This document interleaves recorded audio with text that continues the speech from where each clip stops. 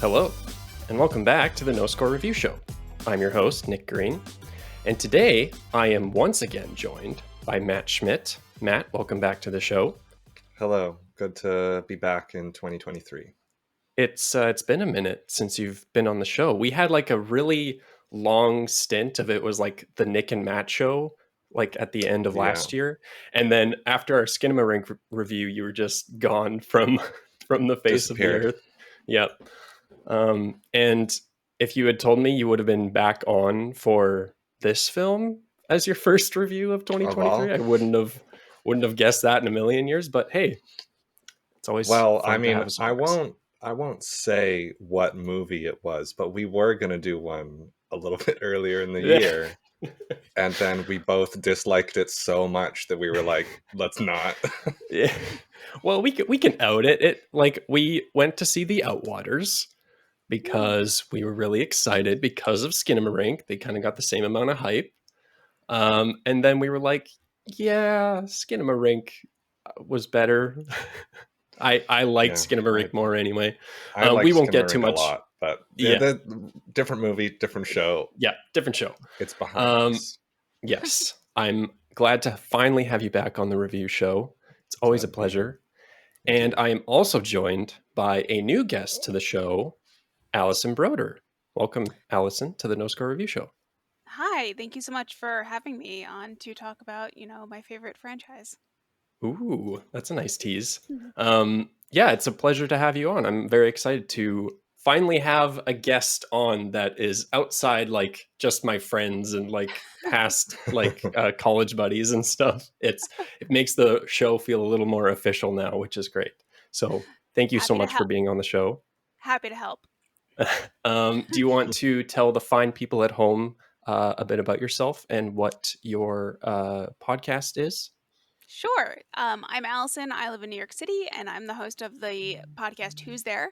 It's a podcast where I interview a new horror fan or a horror creative who's a horror fan every week to find out why they like horror, because I know that growing up and even my age now, I still get all the time, like, how can you watch that stuff? And like, why do you like it? So I just like to delve into all the different reasons why people like the horror genre, and also horror books, horror TV shows, all of that. So yeah, Scream is my favorite franchise, like I said. So I'm really excited to be here to discuss it. And I'm also known for having a lot of hot takes on horror movies that are very unpopular. So, excellent. Yeah, I'm excited to get into that. Yeah, I found out about Allison's podcast, Who's There, through the Twitter ecosphere a few months ago, and I've loved every episode I've listened to. It definitely brings like a nice like hint of humanity to the horror genre and horror community, and you get to kind of delve into the minds of some big name like horror creators, which is really cool. I checked out the episode where you talked with Kyle Edward Ball, the director of Skinamarink, and that was really cool. And yeah, I was listening to an episode today, like I was talking with Allison before the show, and it's a really great, just like simple interview process with a wide variety of different people within the horror community. So yeah, very cool. Pleasure to have you both on the show today. Today we are talking about Scream 6, the new sequel to the requel reboot. They call it a requel in the film, so I'm just going to refer to it as that. That came out last year. It's still technically called Scream, the one that came out last year, which just doesn't sit right with me. It's like, just call it Scream 5, man. It's ridiculous. Especially if they're going to do 6 in the next one. Like, if they were going to restart the continuity again, then sure. Yeah. But if you know you're trying to like set up a new franchise for new fans, it's like, just keep it going, man. Yes, so the first little bit of this review is going to be spoiler free. We won't get into too much detail as to what happens in the film. We'll just kind of talk about our general thoughts and our expectations going into it. And then I will do a very explicit spoiler warning once we want to get into our highlights and lowlights. So, Allison, why don't you start us off today with your general thoughts of Scream 6? So I really enjoyed it. I liked having this one set in New York City a lot more than I thought I would. Mm-hmm. Um, I have to say that the locations that they used to recreate New York and Montreal did not look like New York at all. But I suspended my disbelief. Um, I really liked it. I really liked the cast that we had back. I didn't miss Nev at all, which really surprised Oh, me. interesting. Um, and yeah, I thought it was great. I didn't see the killer. I could not predict who the killer was. Right. I don't know how people do. I also don't really try to.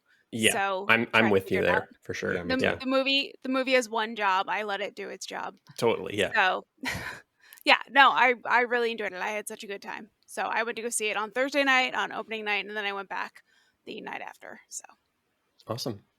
Matt, Wow. how about you? General thoughts? I mean, I enjoyed it a fair amount as well. I don't think I enjoyed it as much as some of the Wes Craven entries into the series, for I sure. just want to point out, Oh, like, I was going to well, ask your expectations, but like, you just haven't seen Scream well, 5. I didn't see the last one, Yeah. so oh, You went in I completely mean, blind. maybe that might have changed some of my opinion on it, but I think as also somebody that came into it not knowing the context of the last movie, they did Mhm. a really good job of letting you Catching you up, know sort and of. catching you up for people that might be going into Scream for the first time with this one. Sure. So I think I got to give it merit for also being able to stand on its own as well as Hmm. being part of the greater story. Yeah. Um, I can definitely see myself going back and watching the previous entry before the eventual seventh one comes out, just so I can get Yeah. a full timeline. Uh, Hmm. but overall, I had no real expectations going in. I try to keep no expectations for everything that I go into and just experience every movie just as it is and not hype Yep. myself up or expect something to be bad. Because I find that when you do that, a lot of the times you're comparing the movie that you're watching to the idea of the movie that you had in your head and not really Totally. experiencing the movie for what it is. Hmm. Um, I enjoyed it Good to a hear. fair amount. I enjoyed the set pieces with the chases. Convenience store was great. Subway was great. Hmm. All that, a lot of great ideas that they had for this one for sure. Allison, you expressed your love for the Scream franchise earlier on. How does it kind of weigh in comparison to the other films on your list, if you have a list? do you mean like my ranking of the films? Sure, ranking or just like how you feel about it. Like, do you think you still prefer like maybe like the first three? Like, I would love to know just like your overall thoughts on those films, like the Coles notes, if you can even summarize in a few few sentences. Yeah, so I think Scream, just the original from 1996, will always be my favorite. It's For sure. the first horror movie that I really ever remember watching. My Oh, okay. friends and I rented it on VHS in 1997 and watched the opening scene in the dark, and then we were like, we should turn the lights on after the cold open. So we were 11. Yeah. Um, I saw Scream 2 again on VHS or whatever, and it was fine. But then Scream 3 was the first one that I got to see in theaters. I snuck in Nice. because I was 14, so I was not old enough to go to a movie, to a rated R movie. I saw it 3 times in theaters because I really liked it, and I still really like it to this day. I will defend Cool. that movie. I will die on that hill.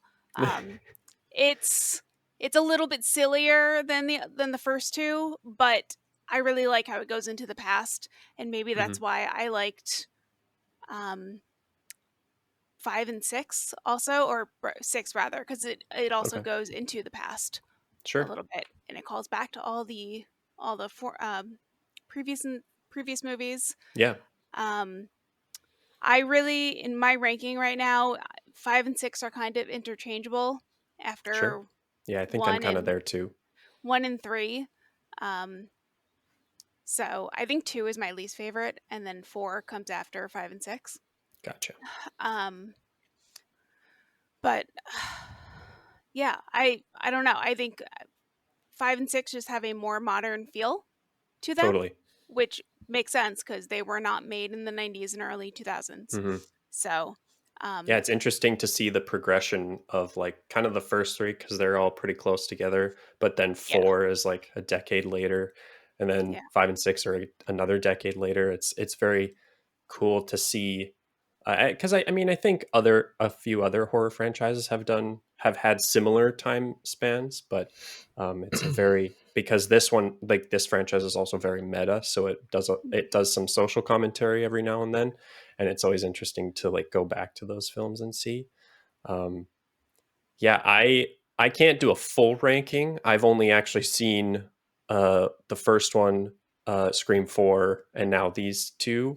And I've also only seen Scream 1 and 4 once. Like I only just saw Scream for the first time like in 2018. And then Scream 4 when it first came out on like rental, and I got it at a Blockbuster. So I definitely need to revisit them. I definitely loved the first one, having only seen it once. But I think these two new films, and Scream 6 in particular, because that's what we're reviewing today, I think these are definitely strong entries. And especially if you like look at the other like legacy sequels or like the reboots that have come out, especially in all the like slasher franchises. I think this one is probably one of, if not the strongest franchises. And I mean, that kind of just is a general statement. I think Scream has probably been one of the more consistent franchises among the slasher genre. Definitely. Yeah. It's definitely the best 6th installment in anything, Yeah. for sure. Yeah. Yeah, I would have to hard agree there for sure. Yeah, I Yeah. was really nervous when 4 was announced back in 2000, I guess it was 10 or something. Right, yeah. Because I was like, nope, we have the 3. We don't need to keep it going for an Leave it unlimited alone. number. It's gonna get terrible. And also I really liked how 3 wrapped everything up. But Sure. that's really interesting that you haven't seen all the movies, but you still enjoyed this one. When I went on Friday night, I went with a guy that I'm seeing, and he has only seen the first one back in like 97, and Oh, then he wow. watched number 4 like the night before, and he didn't have a chance to watch number 5, so he was kind of In the going dark a into little this bit. a little blind. I think Yeah. I gave him like a 10-minute summary of the 26 years of the franchise while we were eating Chipotle How much of beforehand. that he absorbed is a different question. I was like, can you repeat that back to me now? He was like, absolutely not. He Not was in a like, million years. this is a slasher, it's gonna be fine. Yeah. Yeah, that's the other thing too, is like, Matt, you didn't watch the last installment, and it's like, Mhm. do you need to? Probably not. It's like you get what you pay for. It's got all of the like big set pieces and like kills that you kind of expect from these types of films. So I think it does a great job in that alone. So if that's what you're going for to see this film in theaters for, then yeah, I definitely think it nailed it on the head there. Um, yeah. I think that is where we're going to wrap up our spoiler free review. So if you don't want to know anything about what happens in Scream 6 or probably any of the other Scream films, I would say is a safe bet. Click off now, pause the video, go see Scream 6. Or if you don't care about spoilers at all, then stick around. So highlights and lowlights for the film is where we'll start. Matt, do you want to kind of kick things off there? Sure. I think highlights for sure were obviously the kills. I think Mm-hmm. they're pretty inventive in this one, and Yeah. they used the locations well. And honestly, I quite enjoyed a lot of the comedy in this one, Yeah. as well. That bit with Gail doing the return call on Yeah. the killer in her Can you apartment, hold, please? Yeah. I think that is one of the best bits Mm-hmm. to come out of this franchise for sure. Yeah. Um, I think for a low light, at least, I would have wanted a little bit more kills and at least confirmed kills. Maybe I thought there was. Do you mean maybe like among the like actual main cast? I don't know. I think there's just too many people that survived this one for my taste and what I look for in slashers. Mm-hmm. I don't know. There's too many survivors by the end of it, and when you look at it, I think there's aside from all of the people that get straight up destroyed in the convenience store, there's like the extras, more or less. There's like 5 named characters that die aside from and the killers and stay dead. Yeah. So I would have liked a little bit more follow through on some of that stuff rather than just always teasing you, because then you sort of lose the sense of danger with some of the characters if you feel like they're too protected. Well, and like even though I feel like they are trying to subvert expectations in a way with this one by doing that, but at the same time, I want to have more stakes, and I want to feel like there's actually risk of losing one of these characters. Yeah, which I didn't really feel that much in this one. Even with Gail at the end, they're like, "Oh, she's got a pulse," and you're like, "Okay, she's fine then. She's gonna live." Totally. You never really feel like you're gonna lose them. Yeah, even in like that, I think it was like a scene in the park or something where they're doing the whole rule establishment scene. They are talking about like bigger stakes and no one is safe, not even the main characters. But then like almost all the main characters are safe. Yeah. To some extent, anyway. Yeah, I definitely agree there. It definitely loses a bit of that like intensity with each of those kind of they're not like outright fake outs like some other films tend to do, but just the level of like harm they get to, like getting stabbed in the stomach like multiple times, but then like and then she's just out running around later. Yeah. It's a little like hokey at times, but I think where I'm forgiving of it is I enjoy the characters that did survive, and I like watching them on screen. So if they're able to develop, like do more in-depth character work with, like I said in my Letterboxd review, like the twins, I think doing much more development with them would be great to see, especially since they're sticking around. Like if they're just going to be in the next one doing the same things they did in the first two, then I feel like what was even the point a little bit. Going into kind of like spinning off of that, the cast, the performances I thought were great. Allison, how did you feel about the performances in this one and the characters overall? I thought they were really good. I really enjoyed Jenna Ortega and Jasmine Savoy Brown and Mason Gooding. I could have done without Courtney Cox being in it again. If I'm being honest, she didn't really do a whole lot, and I agree that she should have died because she got stabbed a lot. But my only qualm was with Melissa Barrera. Again, I don't think her acting is very strong. Yeah, at least it takes a while for her to like heat up or warm up or whatever. Yeah, anytime she has to do like a super serious scene, I'm just like, I don't believe you. So I think she did a better job in Scream 5 with those more emotional scenes, I feel like. Oh no, see, in the hospital scene when we first meet her, I was like, no. Totally not into it. No, not into it at all. Wow, okay. That's fair. Yeah, I enjoyed the ensemble. And I think the new characters as well, they like served their purpose. I would have like it being a sequel and introducing new characters, I would have liked to have seen like a new character stick around, because I don't even think any of the new characters introduced are either alive or stick around. So none of them. Well, I mean, most of the new characters were the killers. Yeah, exactly. Yeah, there were 3 everybody killers. except the one girl that fell off the ladder.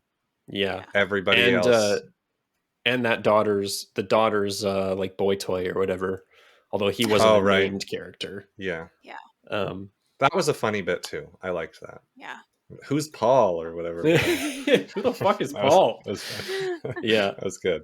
That was really good. I think my favorite, kind of just talking about some of the comedic bits, my favorite, what like might actually be my favorite cold open now, of the franchise. I know I haven't seen 2 and 3, so I'll maybe reserve judgment, but like based solely on the line of who the fuck cares about movies? And then boom, title card. That was just so good. I love that so much. Yeah, I think one of the things that this movie and I think this franchise does really well, and is when it's strongest, is when they are beating the shit out of Ghostface, but then also like being smarter than Ghostface. Like Matt, when you referred to the Gale scene earlier, and she like puts him on hold and then like rocks his shit. It's like some of the best stuff in the Scream films is when like shit doesn't go according to Ghostface's plan.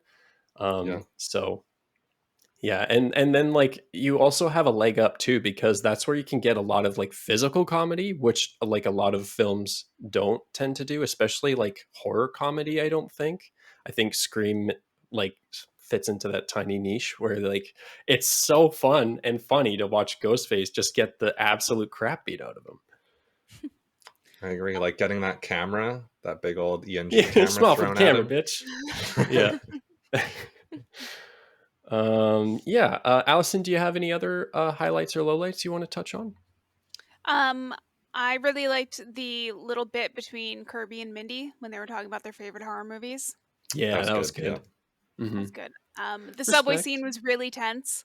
I can assure you, I would notice if somebody was getting stabbed on the train.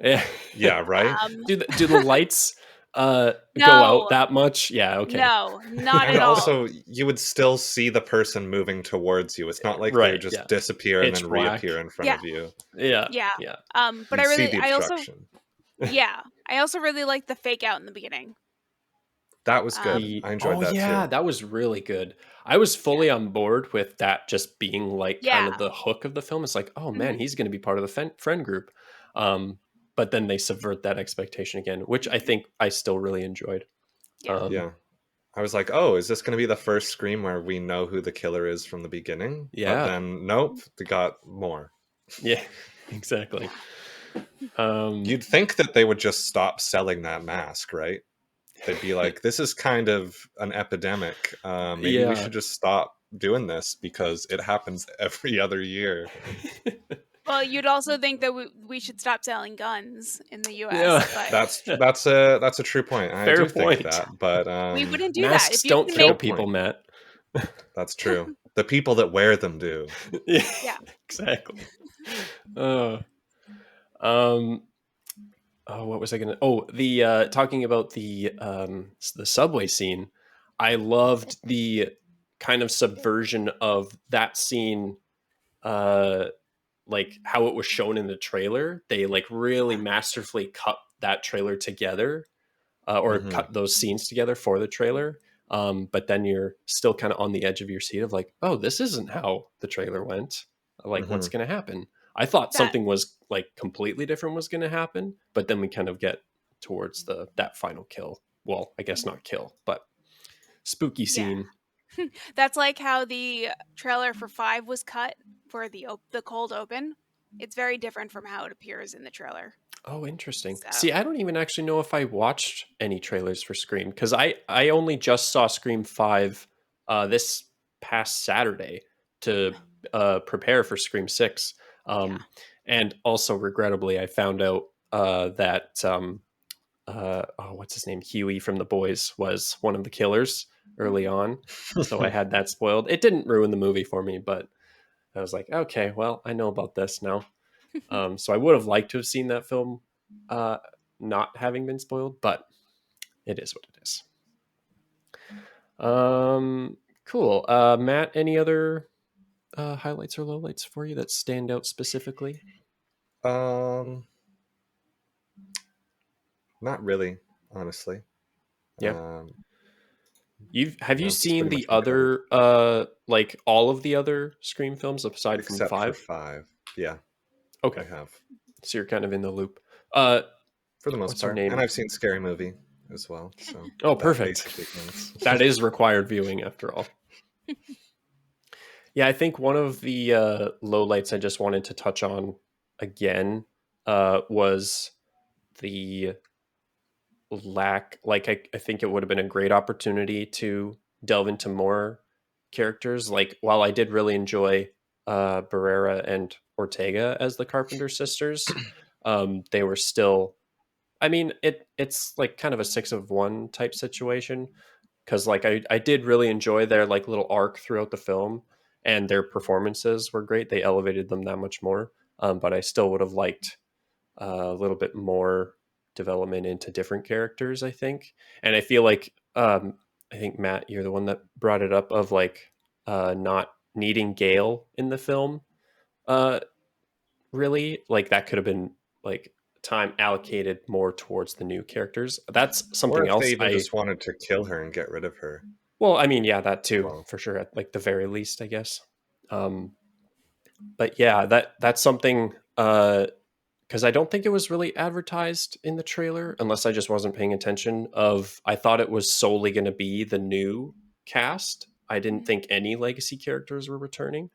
Maybe I just missed it in the trailer or whatever. But I would have liked, and I hope, I guess, although I seemingly like based on the fact that Gale didn't die, that we'll probably see more legacy characters in the next one. I'm So it sure might not be Cindy's a going to come back.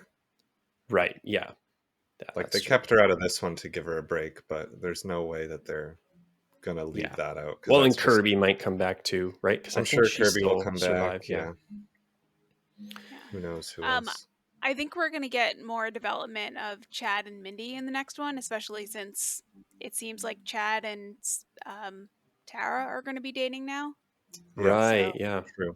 I think we're going to get more of them. Which is Fingers great. That'd be crossed for nice. that. Yeah. Yeah. And, well, and it also seems like we're gonna potentially delve more into Sam's dark side. It like maybe she'll be the killer somehow in the next one. We'll see, or there'll be like Maybe some sort of through line with that.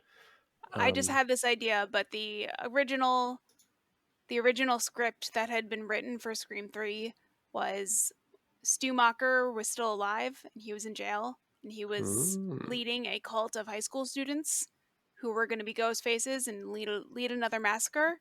So maybe now Sam has been institutionalized and she's leading Ooh, ghost faces from the Interesting. institution, which I yeah, don't know that how could be that would cool. work. But, Yeah, I don't know how Stu would have done it from jail after getting a TV yeah, knocked on his that's head. true. So, Yeah, that'd be very interesting. Mm-hmm. Um, So, creator goal, I think they kind of succeeded. I don't know about you guys, but like I think they did very well in carrying on this new uh trilogy, I guess you could call it. I don't actually know if Screen 7 has been confirmed yet. it has. It has? Okay. Mhm. Yeah. So, yeah, they've been pretty successful. They have a great like main cast and supporting cast with the legacy characters, and it's been just great production design and set pieces all throughout the film. It's and it's still very much in the same spirit of the like preceding Scream films, of like the campy nature of it all, and like the just getting slashed up a bunch but still making it through. um yeah, I think it was overall a pretty good success. Allison, you watched it multiple times. Were both screenings kind of well receiving, would you say? Were you able to get a read on the audience at all? Yeah, both audiences were very enthusiastic. Probably the Awesome. Friday night one was more so than the Thursday, but Mhm. yeah. Awesome. Yeah, I actually wouldn't say no, because one of our like viewing party actually ended up missing out on this, and he says he still wants to go see it very badly in theaters because of the reception it's getting. It also like already has doubled its budget at the box office this past weekend, so Well, seems to be doing really well. I think it Um, surpassed Scream 3 for biggest opening weekend at the box office. awesome. So, And it will only go up from there yeah. in terms of numbers. So hmm um, cool. Yeah. Like as I was saying earlier, I would actually like be willing to go see it again in a theater. Totally. So Matt, do you have one single pro and con for Scream 6? Single, oh, there's so many to choose from. I'd say pro Favorite set is piece, favorite character? probably I mean I really like the convenience store. I thought that was a That's really fun good. part, but it's also up there with. I'm gonna change it. Okay. How dare you? I choose the as much as I think Gail wasn't needed in the movie, I really liked her scene in the apartment. I thought Yeah. that was probably my favorite chase of the movie. Mm-hmm. And that bit when her boyfriend gets thrown through the shelf or whatever was definitely the Oh, yeah. biggest jump that the audience got in the Yeah, theater. totally. Including my girlfriend that just like went way overboard next to me, and actually that scared me more than the jump scare did. But that would be my pro. I really like that contained one-on-one chase, whereas a lot Mm-hmm. of the other ones were in public and there were multiple people, and this one was just a really like Ghostface versus Gale. Sure. And then for my con, I would say a lot of the characters are a little bit too stereotyped in just the supporting cast. I think Mm-hmm. they lean into the archetypes a little bit too much just by name and not necessarily showing us the actual traits that would cause these characters to be that archetype. Mm-hmm. But that's also just sort of the meta nature of Scream itself. So it's sort of excusable in that sense. But I would have liked to just get a little bit more development from some of the other characters as Yeah, to right there with you. why they die. Because for me, Mm-hmm. it's like in slashers, you have characters that make decisions, and that decision leads to Has their, consequences, death. and yeah. And in Yeah. this one, it seemed like a lot of the people that died just happened to be dying for the plot and not necessarily because their own actions led to it. But that might be a little nitpicky on just my taste in slashers. Sure. Um, but Fair enough. yeah, Allison, how about you? One pro and one con? There were so many pros for me, but I think the one that I'm going to use here is the callback to all the other um, Scream movies when they Mm-hmm. went into the shrine and were looking around at everything. Yeah, that was very I cool. just had so much fun being like, oh, that's from 3, that's from 4, that's from 2. Yeah. And then my con, besides the fake New York City locations, um, I think the fact that Gail lived, because it was very unbelievable, and I don't think that we need her because she's just back to being how she was in Yeah. Scream. Yeah. So She's been around her, for so long too. Like I can't yeah, imagine she's going to change very much. yeah. Yeah. So I don't know if they'll bring Sydney back for 7. I don't know if they'll pay her enough. Yeah. So Yeah, that's true. who knows? I don't know. But if they don't, like, it's fine. Yeah. Like, I feel like they've done a really good job with continuing the franchise without her for at least one movie. So Mm-hmm. I think they can do it again if they need to. Yeah. Yeah, as someone who hasn't seen all of the films, I was very like comfortable with this being the new cast, at least for the like coming years. Um, so I'm very much looking forward to seeing more of them, and hopefully they take more risks and keep us on the edge of our seat that way, and do a lot more character work, character development in future installments.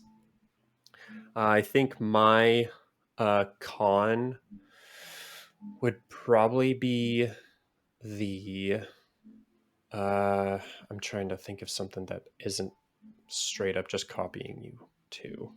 Um, the it's kind of this it's basically the same thing. I just want more character development from the side characters. I'm just going to pile onto yours, Matt.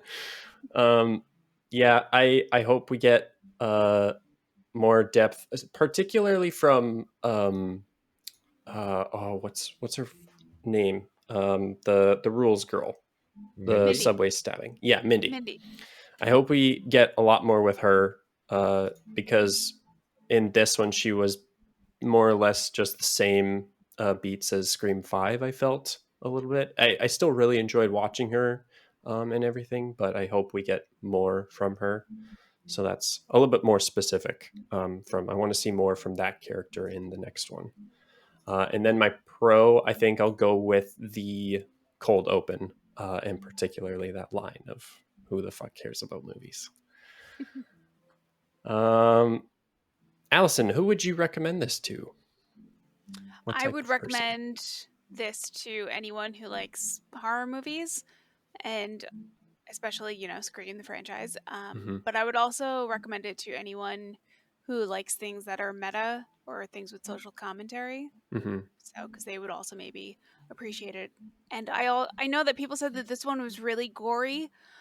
I don't remember there being a whole lot of gore, or No, maybe me I'm neither. I don't just think super I felt pretty desensitized. tone I deaf. was just But gonna Actually, I say thought maybe to I you. don't know. Gore was a lot more gory than this one was.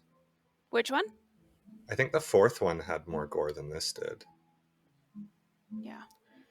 Maybe there was a lot But of it's also like been a while. implied like heavy violence, like that knife in the Yeah. nerdy kid's throat and like twisting it, like that was pretty brutal. Yeah. Matt, would you recommend this to anybody? And if so, who? I mean, I'd recommend it to anybody that's a fan of slashers, especially if you like contemporary ones, because Mm-hmm. there's not very many that are getting made these days, and this is one of the better ones, Yeah, for sure. absolutely. And just as a bit of a side note that I forgot to touch on before, is that I think this movie, it did a good job of implementing cell phones, and Yeah, that's a having good it point. be, because phones are such a mainstay of the Scream franchise, right? And the way that they've Mm-hmm. sort of adapted cell phones, and how they included Reddit and like the returning cell phone of the dead character and everything. They did a good job of weaving modern technology into the plot, which I think a lot of these long time horror franchises might struggle with, because it's like, oh, you go to Crystal Lake, you just call somebody on the phone, and then you got the police out there, and whatever. Yeah, But they did a good job of having like the modern tech play a role in the movie, and not just be something that they need to work around, but totally. actually having it be a Yeah, plot that's true. device. Mhm. Fully embracing it for sure. Yeah, I would recommend this to anyone and everyone. It is definitely one of the strongest slasher reboots, requels. I think I said this to you, Matt, last night. That this and the Hellraiser reboot are probably some of the stronger horror requels, whatever you want to call them. Well, aside from Halloween, what else even really is a In the requel? I feel last like like everything few else has just been years, like standalone. Like there's been yeah, the Friday the 13th in 2009, and then there was Nightmare on Elm Street, and then there was like several Texas Chainsaws, but I feel like those were all sort of standalone. It wasn't anything that was trying to build like the sequel requel vibe. I mean, I feel like you could maybe go either way, because like had they actually been good and or just successful, then that might have changed, right? Like I feel like those are usually, this is the cynic in me talking, but like those usually are like trying to latch on to a known quantity franchise, right? And like let's just turn something out, and if it works, then we'll make even more, right? And print money. But in terms of actual quality, and like yeah, like the Friday the 13th and the Nightmare on Elm Street ones are like getting up there in years now, but like I think Child's Play was relatively new. Oh, that's The true. Hellraiser one, the Halloween ones as well. There's a Candyman one, although that one I haven't seen, but I've heard amazing things about. It is. So It's great. It's there very you good. go. Child's Play was not very good though. There you The go. reboot. Yeah. Two sides of the same coin. When are we getting a Leprechaun remake? That's what I Oh want to know. God. Bring back. We got Courtney Cox back for Scream. Why can't we get Jennifer Aniston back for a Leprechaun remake? Yeah, come on. They definitely could not pay her enough for that film. He already went to the Hood. He already went to like space. So where do you even go at this point? Yeah, Leprechaun back to Jennifer Aniston's house. Perfect. Well, that I think will do it for this episode of the No Score Review Show. Thank you all so much for watching and listening. Allison and Matt, thank you so much for joining me this review. Matt, where can the people find you? The people can find me, as always, on Letterboxd at Wisdom Nugget. I'll be there. You can find my I'll bring it back Instagram around. through there. Go check out Matt's review of The Outwaters, and you'll see just how much he hated that film. I can't believe that actually it's currently the #1 review of that movie, and I kind of feel bad now because it's just me dragging on the movie, and it's the first one that everybody sees when they look at it. But oh well. It just was like so much not your thing, right? It really wasn't. Like my first line of the review is that there's not a single thing in this movie that I would not have done differently if I was making it. And that's not a good sign for me when I'm watching something and I'm like, I would do it this way. I would do this way. Right. It really just was not for me. Can I just ask why did you like Skinamarink and not like The Outwaters? I liked Skinamarink because I like the sort of experimentalness and the slow aspect of it, and I'm a fan of some of the experimental filmmakers that inspired Kyle Edward Ball as well. And it felt very intentional with everything that it did, and it was very meditative, and it built a feeling of dread in me that many films have not done. And I really loved like the whole aspect with the grain, how they used it to make it feel like how your eyes pick up shapes in the dark when there's nothing there. And I just really thought it was fascinating and low budget as well, and that it's very somewhat impressive local. For the budget, yeah. And very impressive for the budget and how few people it took to make that movie. And then The Outwaters, it was just way too long, and it was all over the place, and it felt like there wasn't a lot of purpose behind a lot of the things that were shown, and there wasn't a lot of payoff for a lot of the things. And also just the whole like seeing a flashlight illuminating the tiny little bit of the screen for the most of the movie. There was a lot of like logical things that didn't work out, like shining a flashlight in your friend's face in the dark when they're trying to look around. Like if you've got a light shine in your eyes in the dark, you can't see anything. And there's like all these crazy sounds happening, and they're all just like, what's that? It's like they're not freaking out nearly as much as they should be. And going through portals and stuff that's supposedly like alien or maybe demonic, but the aliens let him bring the camera through the supernatural. Like there's just too many questions that I feel they didn't even have the answers to. And it was just like, it's experimental, a lot of questions, right? Think about it. I think I would definitely piggyback off that as like Skinamarink felt just very intentional with everything that was included in that film, and Outwaters just kind of felt very happenstance and all over the place, and scary for the sake of scare's sake. But it wasn't right? Scary. Yeah, and it was a lot of the tension I had in Skinamarink was different from the tension I had in Outwaters, because I think most of the tension I had in Outwaters was just the like not sure where it was going to go next, whereas I kind of had an idea of what we were dealing with in Skinamarink, but still in that realm of the unknown too. And Outwaters always had like these moments where it would build up tension and then it just wouldn't lead to anything. And then there would be all of those crazy loud screeching noises out of nowhere that just got you out of sheer volume, but there was no like payoff or anything to it. This might be more me than Matt, but Allison, the theater we also went to just has terrible audio, like mixing and sound, presentation. So that really hurt the experience. I saw Skinamarink in the same theater, and I mean, while I still enjoyed that theater experience, it was just like unbearable how loud it was. Yeah, even just characters talking at a normal volume hurt to listen to. Ooh. So when like the little intestine snake slithers across the ground and screams at you, it's just like, Oh, ears start It's ringing. grating. Yeah. Yeah. You get tinnitus from watching the Outwaters. Oh yeah. Just super curious. Yeah, thanks. I saw them both in theaters too. There were things I liked and things I didn't like about both, but yeah. We'll keep it there for Yeah. because Yeah, it's going to turn the into a Outwaters movie review show. post show. Yeah. Allison, where can the people find you? You can find me on Twitter at ThatGirlAllison. You can find my podcast at Who's Their Pod or who'stheirpodcast.com or any podcast platform. So, yeah. Perfect. And stay tuned because I'm hoping to appear on that podcast as well. I'd love to be on as a guest. Exciting. And also recommendations. Matt, real quick, do you have any recommendations of things you've been watching? This part. No pressure.